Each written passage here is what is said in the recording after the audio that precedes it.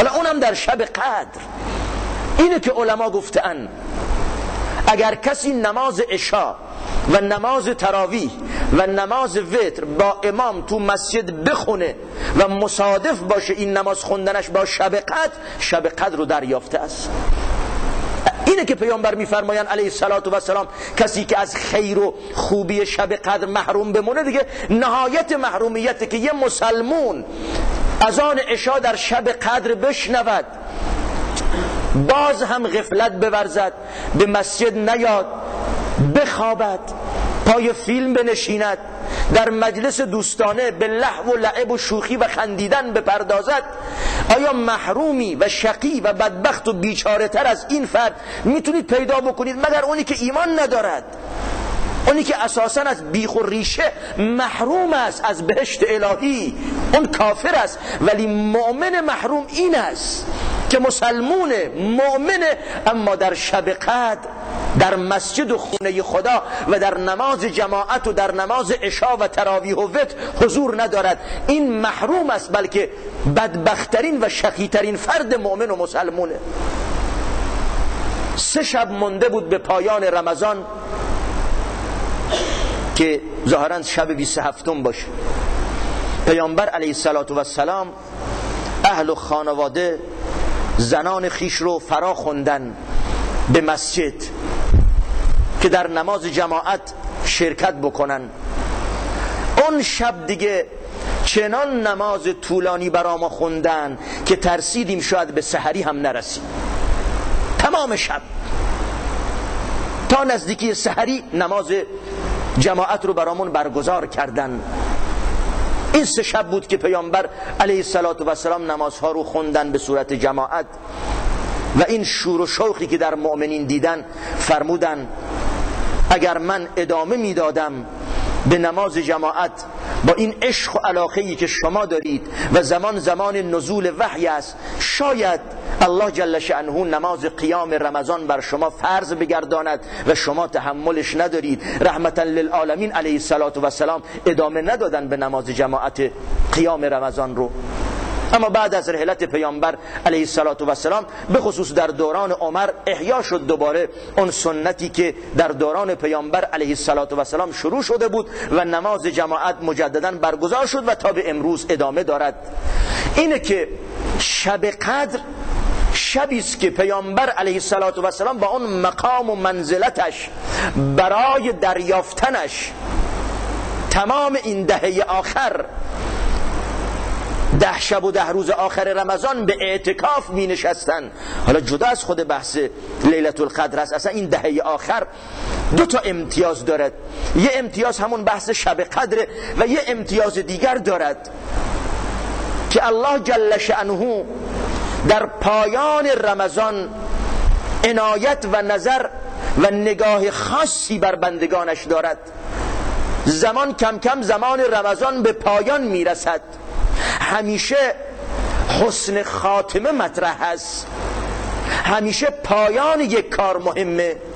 شاید آغاز کار با جدیت نباشد، با همت کافی همراه نبوده، اما پایان وقتی به زیبایی و خوبی انسان به پایان برساند، سرانجام نیک و خوبی داشته باشد، الله جل شأنه به برکت پایان آغاز و نیمه و همه لحظات عمر رو به انسان برکت میدهد، عنایت میکند، الطافش میبخشد.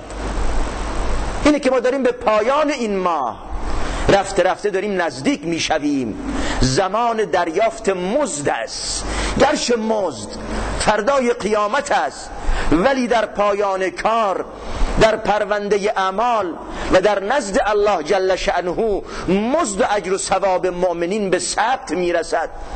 کم کم بندگان خدا با این تلاش و همتی که آغاز کرده اند در ماه مبارک رمضان دارن به پایان میرسونن و در پایان میخوان مزدشون رو دریافت بکنن. پیامبر علیه السلام در این 10 شب و 10 روز آخر رمضان از مسجد بیرون نمی اومدن، در حالی که پیامبر علیه السلام رهبانیت رو برای امت در جهاد و تلاش و فعالیت و در نماز شب و در جهاد روز میدانستن، اما در این 10 شب و 10 روز از اهل و خانواده و زندگی و جامعه و اجتماع میبریدن و در خلوت تو کنج مسجد و گوشه مسجد می نشستن، با پروردگارشون به راز و نیاز و مناجات می پرداختن. چون حقیقتا نیاز است گهگاهی انسان مؤمن با پروردگارش خلوت بکند و در تنهایی بنشیند و به خود و خیشتن بپردازد و در تنهایی با الله جل شأنه حرف و حدیثی داشته باشد، سخنی بگوید، آه و ناله‌ای در درگاه خدا داشته باشه، دست بلند بکند به سوی پروردگار از ضعف‌ها، ناتوانی‌ها، مشکلات، گرفتاری‌هایی که انسان در درون خود دارد.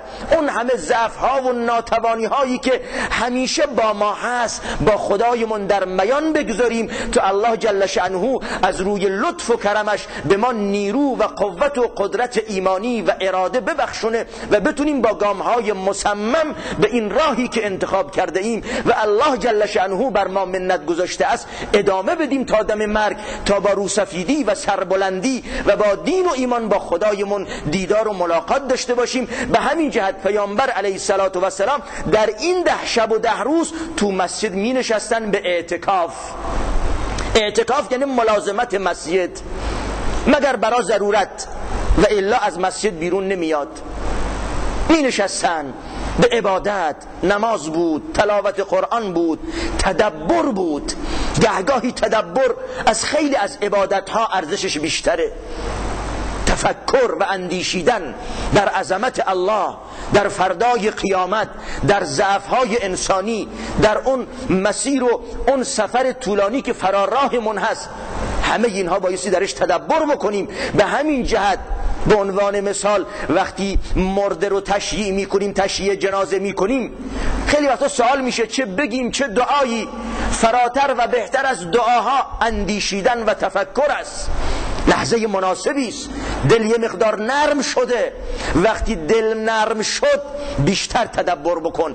تدبر و تفکر وقتی تو هم با اون پاکی دل و نورانیت قلب و اون رام شدن دل همراه باشه، تفکر چنان مؤثر می شود که دل رو نرم می کند، خدایی می کند. به همین جهت در وقت تشییع جنازه تدبر و تفکر در مرگ و اندیشیدن در بعد از مرگ از همه اوراد اذکار بهتر است. دل نرم می شود. اینه که مؤمن و مسلمونی که از آغاز رمضان به نماز و عبادت و بالاخص روزه که کمال تواضع و خشوع و فرمانبرداری و تواضع و بندگی در درگاه الله هست و پرداخته است، واقعا دلها نرم شده است. مؤمن هوای نفس رو مهار کرده است، خیشتن رو برای امر الله آماده ساخته است.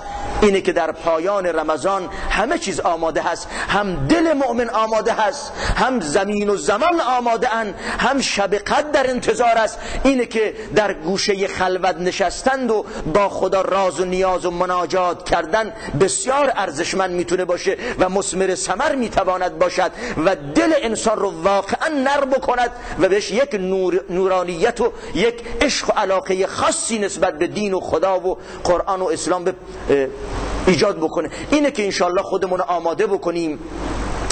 وقتی پیامبر علیه السلام ام المؤمنین عایشه رضی الله تعالی عنها ازشون روایت میکنن که میگن وقتی دهه آخر شروع میشد چنان پیامبر علیه السلام تلاش میکردن که هیچ زمانی بمانند اون این همه تلاش و کوشش نداشتن، در حالی که در غیر از رمضان نماز طولانی تهجد داشتن. ولی وقتی میدیدن عبادت پیامبر علیه السلام در این 10 شب و 10 روز آخر رمضان، میگفتن در هیچ لحظه‌ای بمانند این لحظات این همه تلاش نمی‌کردن. شب و روز در قیام و رکوع و سجود و دعا و تلاوت قرآن و راز و نیاز بودن، التماس می‌کردن در درگاه خدا. من و تو هم